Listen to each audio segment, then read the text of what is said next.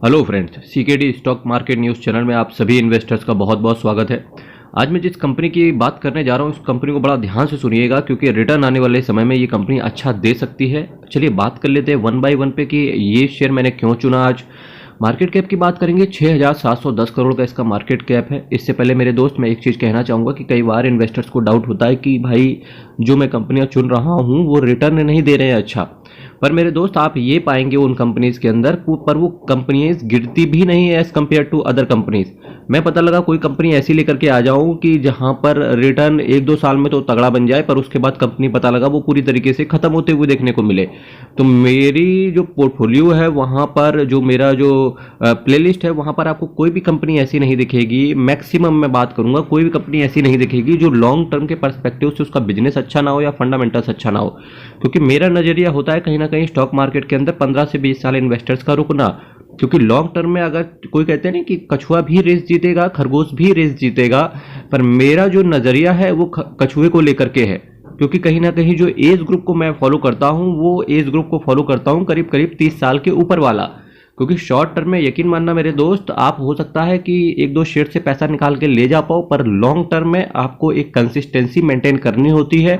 उसी कंसिस्टेंसी के लिए मैं वीडियो ये तैयार करता हूं मेरे दोस्त। इसी श्रेणी में जो मैंने आज का शेयर चुना हुआ है, 239 रुपए का इसका शेयर प्राइस चल रहा है। हाई की बात करेंगे 281 रुपए का लगाया, लो की बात करेंगे 203 रुपए का लगाया। स्टॉक के पीई की बात करेंगे, काफी सही वैल्यूएशन पर है, केवल 16.80 का पीई है। बुक वैल्यू की बात करेंगे 98 रुपीज का है। उसके बाद भी करेंट प्राइस केवल आपका 239 रुपए का चल रहा है। दैट मीन्स की कंपनी अभी बुक वैल्यू से ठीक ही मिल रही है। डिविडेंड की बात करेंगे तो डिविडेंड कंपनी का बेकार है, केवल 0.10% का है।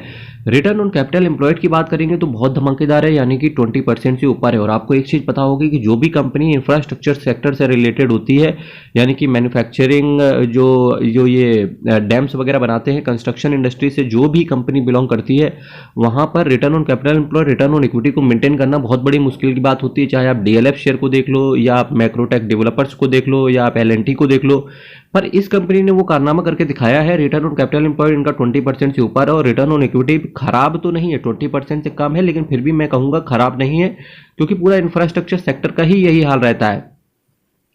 फेस वैल्यू की बात करेंगे, 2 रुपए का फेस वैल्यू। दैट मीन्स कि आपको एक स्प्लिट देखने को यहां से मिल सकता है। जिस कंपनी की मैं बात कर रहा था, इसका नाम है केएनआर कंस्ट्रक्शंस लिमिटेड। इनकॉर्पोरेटेड 1995 में हुई थी, तो काफी पुरानी कंपनी है। दैट मीन्स कि इन्वेस्टर ट्रस्ट कर सकता है। Is engaged in primarily in the construction of roads, bridges, flyovers and irrigation projects में कंपनी ये काम करती है। इसी वजह से मैं इसको लेकर के आया हूं। और जैसे कि अब हम लोग पूरी तरीके से प्री कोविड लेवल पर आ चुके हैं, इंडस्ट्री पूरी तरीके से रिवाइव हो चुकी है, तो अब एक सेक्टर का काम बचता है जो पूरी तरीके से आगे बढ़ के चलेगा। एक हो गया होटल इंडस्ट्री और दूसरा हो गया ये इंडस्ट्री, रियल एस्टेट। तो अब ऐसा लगता है जैसे अमेरिका में अगर चीजें खत्म होगी तो सबसे पहले रियल एस्टेट सेक्टर से ऊपर जाते हुए देखने को मिल सकता है। अब रियल एस्टेट की अगर जब बारी आएगी तो सबसे पहले केएनआर कंस्ट्रक्शन, डीएलएफ, एलएनटी जैसी कुछ दिग्गज कंपनियों में बूम आ सकता है। इस वजह से इस सेक्टर्स पर भी नजर इन्वेस्टर्स की होनी चाहिए। मैक्रोटेक डेवलपर 42 का पी है। आरबीएनएल देखो 17 का, नेशनल स्टैंडर्ड 1190, पीएनसी इंफ्राटेक 12 का पी है, एनसीसी देख लो, उसके बाद मनु लाइफ और केएनआर कंस्ट्रक्शन कहीं ना कहीं 16 का पी है। अगर हम केवल पीएनसी इंफ्राटेक को छोड़ दें तो बाकी सबसे सस्ता इसी का है, स्टॉक के पीई है। यानी कि पीई का मतलब होता है मेरे दोस्त, जिसका जितना ज्यादा पीई वो कंपनी के लिए आप ज्यादा पेमेंट कर रहे हो, यानी कि वो कंपनी उतनी ज्यादा महंगी मिल रही है। और जिसका जितना सस्ता पीई, दैट मीन्स कि अपने पीयर कंपटीटर से कंपनी काफी सस्ती मिल रही है। अब मेरे दोस्त सेल्स की बात कर लेते हैं, जो कि बहुत इंपॉर्टेंट है किसी भी कंपनीज के लिए। सेल्स की अगर मैं बात करूं तो जून 2022 से देखो मार्च 2023 तक देखो, पूरा एक साल के ऊपर की बात करेंगे। यहां से 980 करोड़, 962 करोड़, 875 करोड़ कंटिन्यूअसली सेल गिरती चलेगी। और फाइनली इन्होंने जून 2022 को भी मार्च 2023 के अंदर बीट कर दिया और सेल आ गई इनकी 1245 करोड़। इस वजह से दिखता है कि शेयर में गुरु अब तो जंप लग सकता है। एक्सपेंस की बात करेंगे 769 करोड़, 698, 678, और उस हिसाब से इनका खर्चे भी नहीं बढ़े जिस हिसाब से सेल बढ़ गई, जो कि बहुत अच्छी चीज है। नेट प्रॉफिट की बात करेंगे 91 करोड़, 99 करोड़, 108 करोड़। हालांकि नेट प्रॉफिट कंटिन्यूअसली इंक्रीज था, जो कि बहुत अच्छी चीज़ है। और 142 करोड़ का इस बार तो धमाकेदार नेट प्रॉफिट आया, जहां 3 रुपये 76 पैसे का ईपीएस था, वहां इस बार 5 रुपये 24 पैसे का ईपीएस करके क्वार्टर ऑन क्वार्टर बेसिस पे इन्होंने रिजल्ट्स को बीट करते हुए देखने को मिला। सेल्स की बात करेंगे ईयर ऑन ईयर बेसिस पे 2452 करोड़ मार्च 2020 का, इसके बाद 2904, 3606 और 4062 करोड़ का मार्च 2023 के अंदर सेल्स आया। सेल्स में भी कंपनी का कंटिन्यूअसली ग्रोथ हो रहा है। और यकीन मानना मेरे दोस्त, किसी भी कंपनी, किसी भी कंट्री को आगे जाने के लिए, चूंकि हम जीडीपी की जब भी बात करते हैं कि जीडीपी में भारत देश हमारा बहुत आगे चल रहा है, पर मेरे दोस्त किसी भी कंपनी, किसी भी कंट्री का ऊपर जाने के लिए सबसे बड़ा उसके लिए इंपॉर्टेंट होता है कंट्री का इंफ्रास्ट्रक्चर। और इंफ्रास्ट्रक्चर सेक्टर से रिलेटेड ये सारी कंपनी है। तो डेफिनेटली गवर्नमेंट को, अगर हमारे देश की जीडीपी छोड़ दो, अगर हमारे देश की पर कैपिटा इनकम, जीडीपी और स्टैंडर्ड ऑफ लिविंग को अगर मेंटेन करके रखना है, अदर जो हमारी डेवलप्ड नेशन है, जैसे एग्जांपल के तौर पे अगर चाइना को देख लें ना, और यूरोपियन नेशंस को देख लो, यूनाइटेड स्टेट्स वगैरह को देख लो, तो उन्होंने बहुत ज़्यादा खर्चा किया है कंट्री के इंफ्रास्ट्रक्चर पे। और जब भी इंफ्रास्ट्रक्चर की बारी आएगी तो डेफिनेटली इन सारी कंपनियों को तो फायदा होना ही होना है। मेरे दोस्त, एक्सपेंडिचर की बात करेंगे मार्च 2020 के अंदर 1829 करोड़, 2205, 2804 और 3145 करोड़ का खर्चा भी कंपनी के अंदर बढ़ता चला जा रहा है। यही रीजन है कि कंपनी के अंदर मार्जिन्स नहीं निकलते हैं, क्योंकि खर्चा भी लगता है। और आप देख सकते हो जिस तरीके से ब्रिजेस वगैरह, रोड्स वगैरह हमारे यहाँ बनता है। नेट प्रॉफिट की बात करेंगे 256 करोड़, 383 करोड़, 366 करोड़, 439 करोड़ का नेट प्रॉफिट आ गया भाई साहब। और जबरदस्त इन्होंने नेट प्रॉफिट को डिक्लेयर कर दिया। ईपीएस की बात करेंगे 9 रुपये 44 पैसे, 14 रुपये 49 पैसे, 13 रुपये 58 पैसे, 16 रुपये 29 पैसे का ईपीएस इन्होंने दे करके धमाल कर दिया है भाई स्टॉक मार्केट के अंदर। इसके बाद में अगर शेयर कैपिटल की यहाँ से बात करूँ तो 28 56 का शेयर कैपिटल, 56 करोड़ के आसपास का शेयर कैपिटल मेंटेन करके रखे हुए हैं।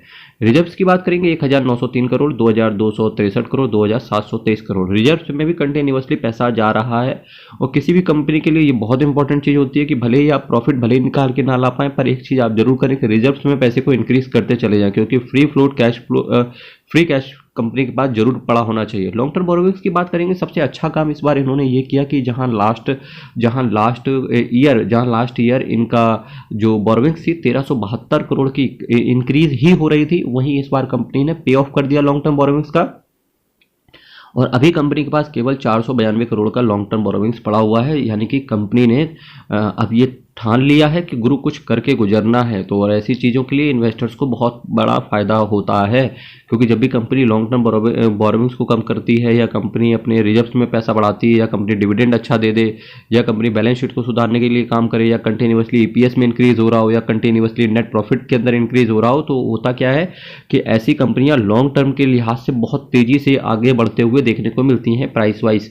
मेरे दोस्त, इसके साथ साथ एक अच्छे काम यहाँ से और हुआ है कि नेट कैश फ्लो, जहाँ लास्ट ईयर इनका 20 करोड़ के आसपास का था, फिलहाल इनका 44 करोड़ के आसपास का नेट कैश फ्लो दिख रहा है, यानी कि डबल हो गया। डेटर डेज में भी कंपनी ने अच्छा काम किया है। 61 दिन का था इससे लास्ट ईयर यानी कि 2022 में, और मार्च 2023 में डेटर डेज 56 दिन के रह गए। मेरे दोस्त, इस कंपनी के रिलेटेड कह तो नहीं सकते हैं, पर अगर ये डेटर डेज किसी भी तरीके से 45 दिन के अंदर लेकर के आ गए तो शेयर डेफिनेटली 1000 रुपये पर घूमेगा, ये तय रहा। मेरे दोस्त, इसके साथ साथ मैंने जो प्रमोटर्स की होल्डिंग्स की बात करी है, प्रमोटर्स कंटिन्यूअसली सितंबर 2022 से कंटिन्यूअसली अपने स्टेक को ओन करके रखे हुए हैं। 51.09% का प्रमोटर्स के पास स्टेक कंटिन्यूअसली मेंटेन्ड है। और एफआईआईज की बात करेंगे, एफआईआईज कंपनी के अंदर आ रहे हैं, धीरे धीरे आ रहे हैं, पर डेफिनेटली आ रहे हैं, और 5.93% का एफआईआईज ओन करके चलते हैं। वहीं अगर मैं डीआईआईज की बात करूं तो डीआईआईज भी थोड़ा थोड़ा सा आ रहे हैं, पर डेफिनेटली आ रहे हैं, ये अच्छी चीज़ है। पब्लिक की बात करेंगे, पब्लिक भी धीरे धीरे ही कंपनी के अंदर आ रही है, पर एकदम से नहीं आ रही है, पर धीरे धीरे कंपनी आ रही है।